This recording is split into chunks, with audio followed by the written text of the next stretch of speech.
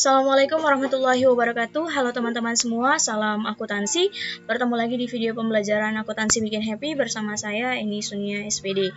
Dalam video pembelajaran kali ini kita akan membahas tentang mata pelajaran komputer akuntansi, di mana pembahasan materinya yaitu bab kedua, mengoperasikan aplikasi MyApp Accounting Plus versi 18 pada perusahaan dagang. Dalam kali ini menggunakan studi kasus Quintoys. Kemudian untuk topik pembahasannya yaitu men-setting link account, di mana setting link account ini ada 4, yaitu accounts and banking accounts, kemudian ada sales accounts, kemudian ada purchase, dan yang terakhir adalah payroll accounts. Untuk yang pertama, langsung saja kita praktikan, yaitu accounts and banking accounts. Rumusnya di sini ada di menu paling atas, itu setup. Kemudian pilih link accounts. Kemudian ada yang pertama accounts and banking accounts. Nah, di sini ada 3. Yang kita ganti adalah yang terakhirnya saja, yaitu undeposited funds.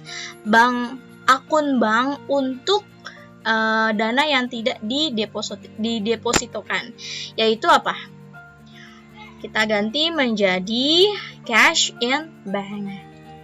Kemudian use account. Do you want to change the bank account for undeposited funds? Yes. Kemudian klik OK.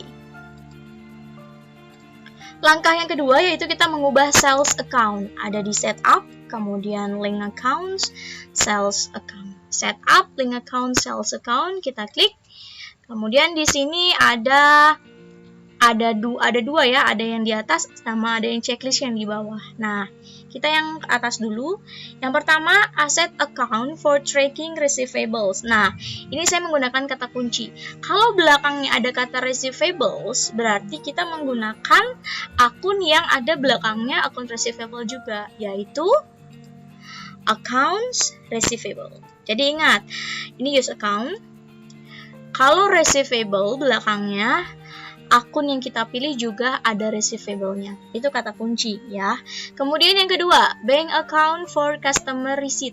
Nah, ini akun bank untuk penerimaan customer. Biasanya kemana? Kalau kita punya penjualan, sales, terus customer mau bayar, biasanya masuknya ke akun cash in bank.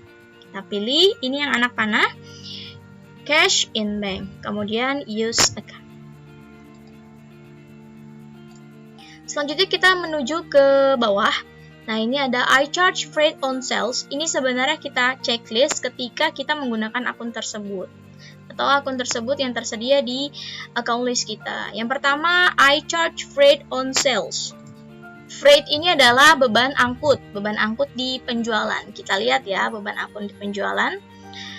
Nah, ini kita checklist. Income account for freight-nya ini kita cari yang freight collected. Artinya adalah beban atau biaya angkut penjualan.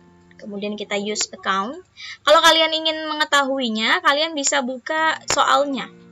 Nah, ini lebih gampang biar kalian tahu. Ya.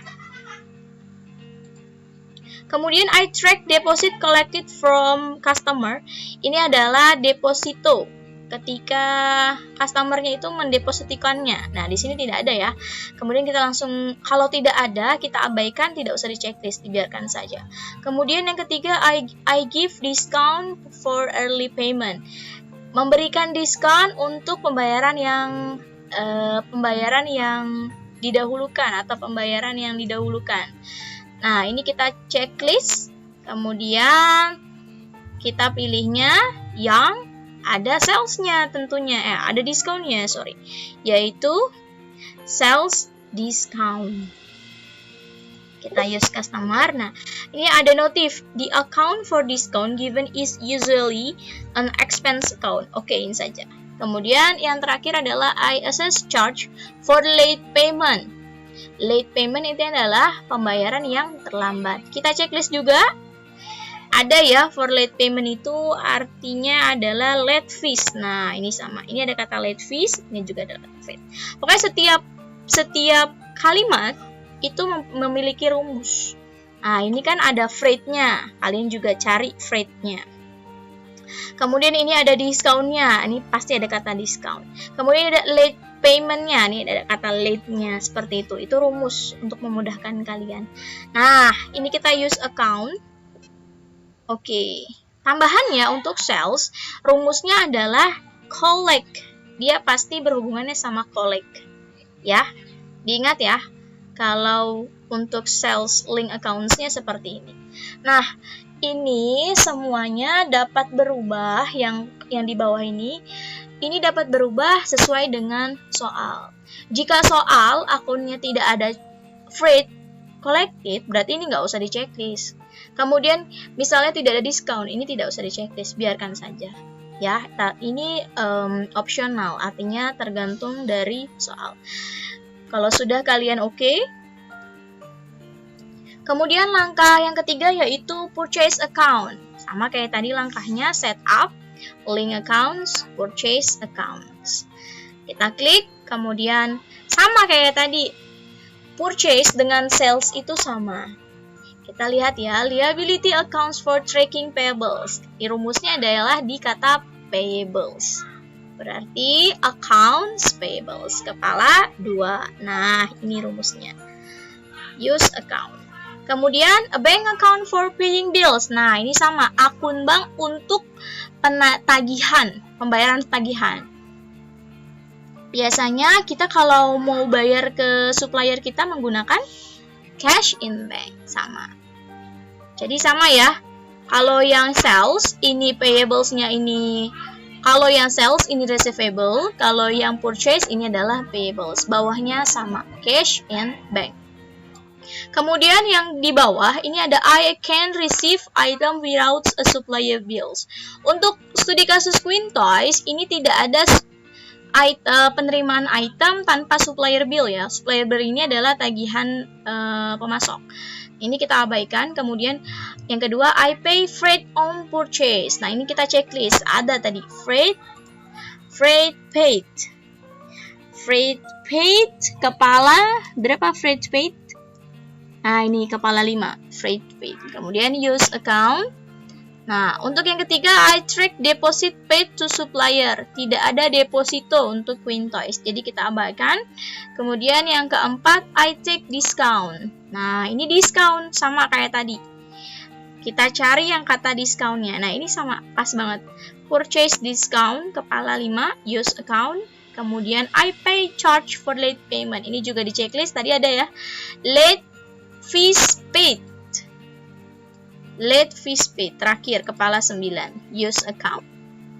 The account for late charge paid is usually an expense account. Ya, okein saja.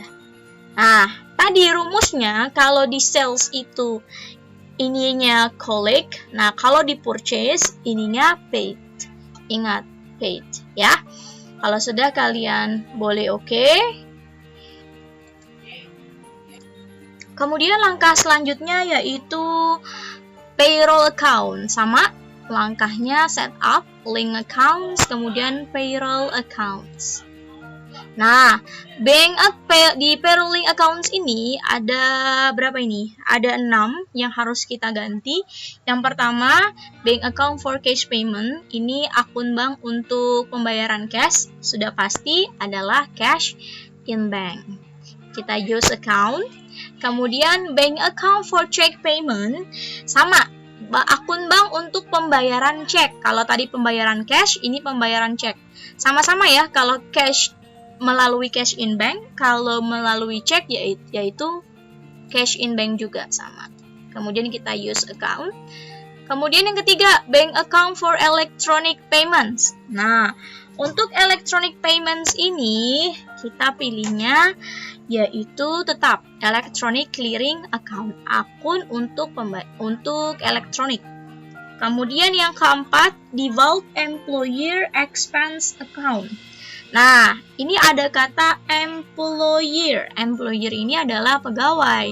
Nah, akun untuk biaya pegawai yaitu ini bukan other employer. Kalau other employer ini kan beban lain-lain dari pegawai. Nah, ini lebih dikhususkan untuk gajinya, yaitu kita ganti menjadi wage and salaries expense. Ini beban gaji karyawan ya.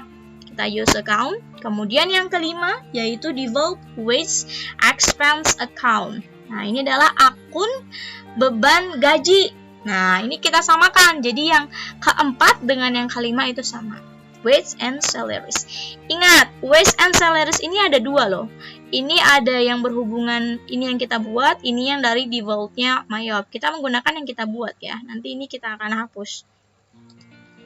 Wage and salaries. Kemudian use account. Untuk yang terakhir, default tax or deductions payable account. Ini kita ganti menjadi utang tax, yaitu kepala 2. Nah, income tax payable, kita use account. Oke, ini adalah dari payrolling account yang harus kita ganti. Jadi semuanya kita ganti seperti ini. Ya, selamat mencoba.